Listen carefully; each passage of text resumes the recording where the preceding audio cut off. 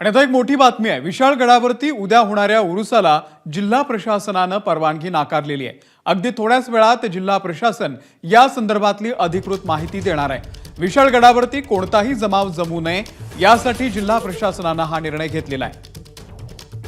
विजय केसरकर या संदर्भातले अपडेट देतील। विजय, अगदी बरोबर आहे, कारण जिल्हा प्रशासन अगदी काही वेळात या संदर्भातलं अधिकृत घोषणा करेल। मात्र विशाळगडावर जो उरूस उद्या होणार होता, या उरुसाला कुठल्याही पद्धतीनं जिल्हा प्रशासनानं परवानगी दिलेली नाही। कारण आहे की 5-6 महिन्यापूर्वी या विशाळ गजापूर या ठिकाणी कशा पद्धतीच्या घटना घडल्या महाराष्ट्रात बघितल्या आणि हे सगळं प्रकरण अपघातामध्ये आहे आणि त्यामुळे कुठेही पुन्हा या विशाळगडाला गालबोट कुठल्याही गोष्टीला लागू नये याच्यासाठी जिल्हा प्रशासन सतर्क झालेलं आहे।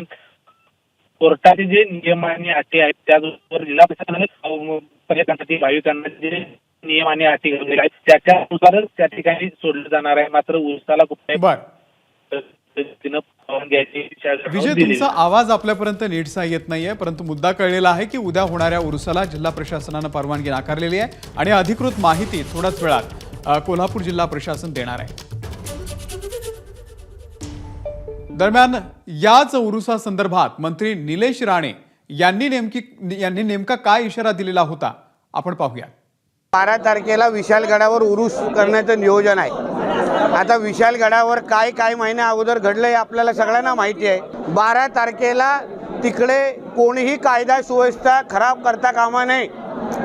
जेव्हा हिंदू समाजाने संयमाने घेतलेला आहे तर अन्य धर्मांनी पण संयमाने घ्यावं।